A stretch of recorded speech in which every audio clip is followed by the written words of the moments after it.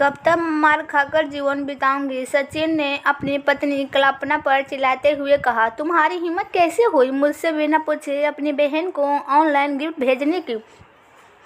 2 पैसे क्या आ गए, अपनी मनमानी करने लगी? इसमें इतना चिल्लाने की क्या बात है? ऐसा क्या कर दिया है मैंने? अगले हफ्ते में उसका बर्थडे है। शादी के बाद इतने सालों से मैंने उसे कुछ नहीं दिया। इस बार 2 पैसे मैंने कमाए थे तो एक छोटा सा गिफ्ट भेज दिया। मैंने उसे 200 रुपये के आर्टिफिशियल ईयरिंग ही तो दिए हैं। पिछले महीने मैंने आपकी बहन को भी तो ऑनलाइन केक भेजा था। तब तो आप लोगों ने नहीं कहा कि बिना पूछे क्यों भेज दिया। कल्पना ने झिझलाते हुए कहा। 2 पैसे क्या कमाने लगी हो, लगता है अपनी हद भूल गई हो। ये कहते हुए सचिन ने कल्पना को एक थप्पड़ लगा दिया। जैसे ही कल्पना के गाल पर थप्पड़ लगा उसके हाथ से पानी का गिलास टूट गया जो वह सचिन के लिए लाई थी। थप्पड़ बहुत जोर का था। उसके सास ससुर भी वहीं थे मगर वो कुछ नहीं बोले, जैसे थप्पड़ मार के उसके बेटे ने कोई इनाम जीत लिया हो। बहू, ऐसा काम ही क्यों करती हो कि पति का हाथ उठाना पड़े? पति को पूछे बिना कोई काम करोगी तो ऐसा ही होगा ना। कल्पना की सास दामिनी जी बोली।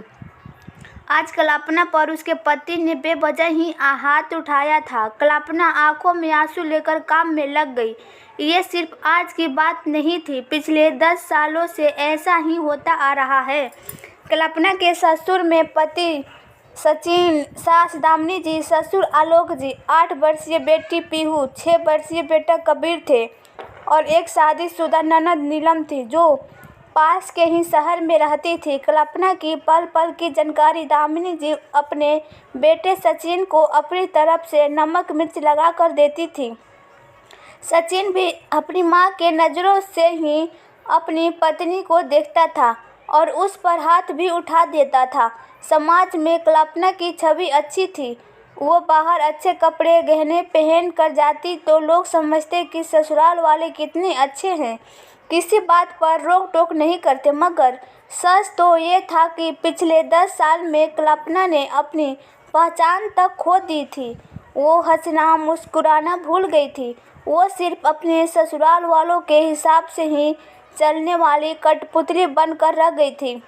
हर समय उसे डर लगा रहता था कि किसी बात पर ससुराल वाले, खासकर उसका पति, नाराज ना हो जाए।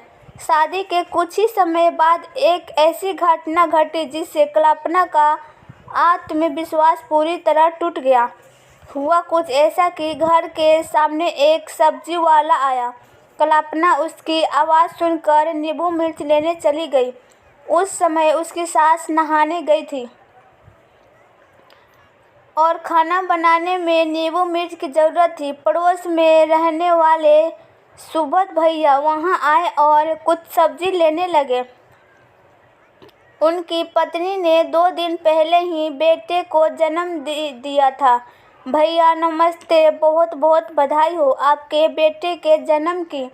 आपकी वाइफ और बेबी कैसी है? कल्पना ने खुश होकर पूछा। धन्यवाद, दोनों ठीक है, कल घर आ जाएंगे, सुबोध भैया ने कहा और सब्जी लेकर चले गए। जैसे ही कल्पना अंदर आई उसके गाल पर थप्पड़ पड़ा और उसके हाथ से नींबू मिर्च की थैली गिर गई। उसे समझ में नहीं आया कि सचिन ने उसे थप्पड़ क्यों मारा। कल्पना गाल पर हाथ रखकर चुपचाप खड़ी थी, आंखों में आंसू लेकर बाहर किससे पूछ कर गई। ज़्यादा घूमने का शौक चढ़ा है तुझे? हंस हंस कर पराये आदमी से बात करते हुए शर्म नहीं आई?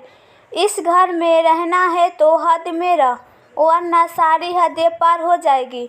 सचिन ने आंखों को बड़ा करके उंगली दिखाते हुए कहा।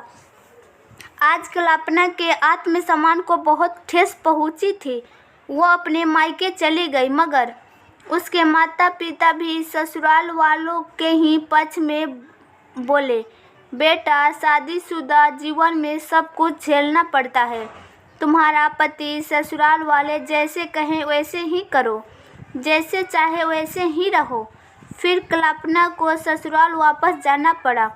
उसके बाद तो उसके पति और ससुराल वालों की हिम्मत और बढ़ गई।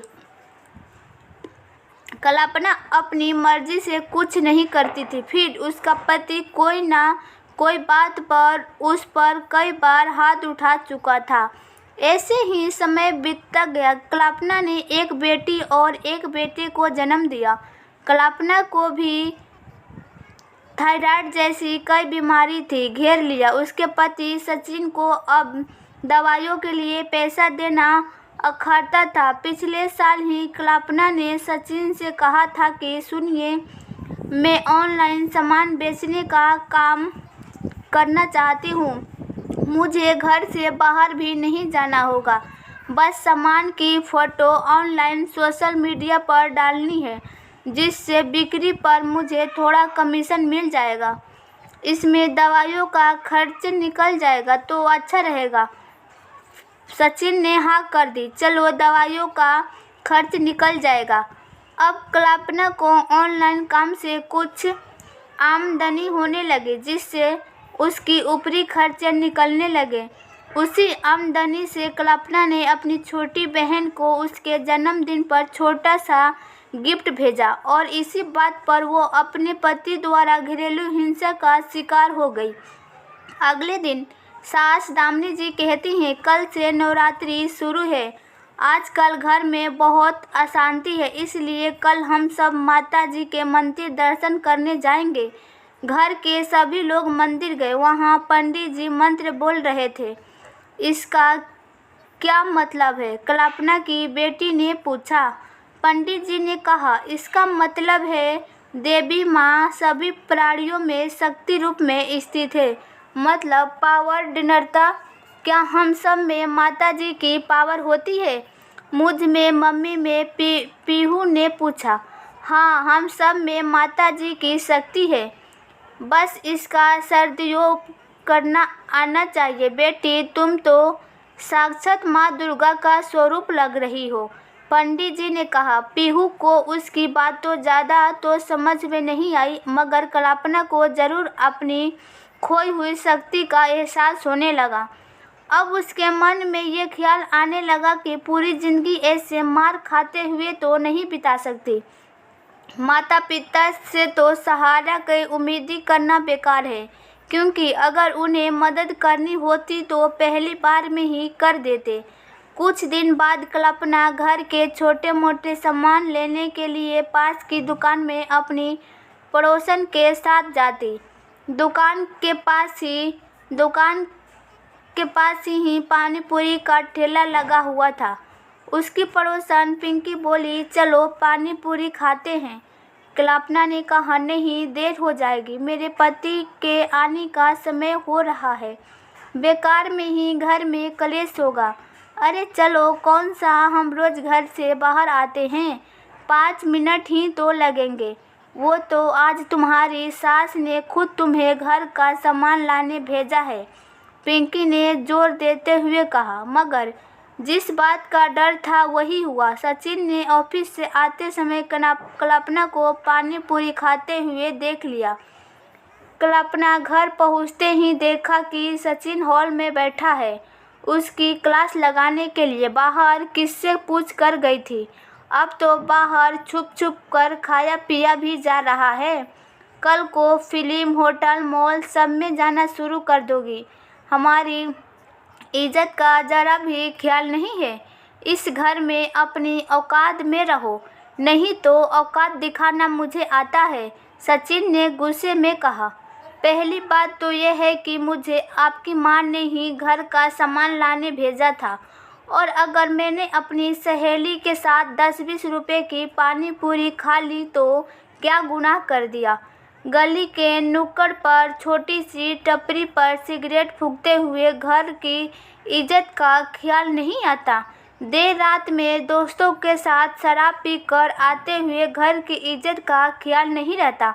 सबके सामने अपनी पत्नी पर हाथ उठाते हुए अपनी पत्नी की इज्जत का ध्यान नहीं रहता। कल्पना का इतना ही बोलना था कि सचिन ने फिर अपना हाथ घुमाया उसे थप्पड़ मारने के लिए, मगर इस पर कल्पना ने अपने अंदर की शक्ति का उपयोग किया और सचिन का हाथ पूरी ताकत से मरोड़ दिया और कहा, अब मुझ पर हाथ उठाने की कोशिश की तो मैं भी पलटवार करूंगी। कल्पना ने पुलिस को फोन लगाया और सचिन अपनी सास के खिलाफ शिकायत की। तुरंत ही 2 महिला पुलिसकर्मी उसके घर पहुंच गए। ससुराल वालों के तो हाथ पैर फूल गए। पुलिस के सामने सचिन ने कल्पना से माफ़ी मांगी।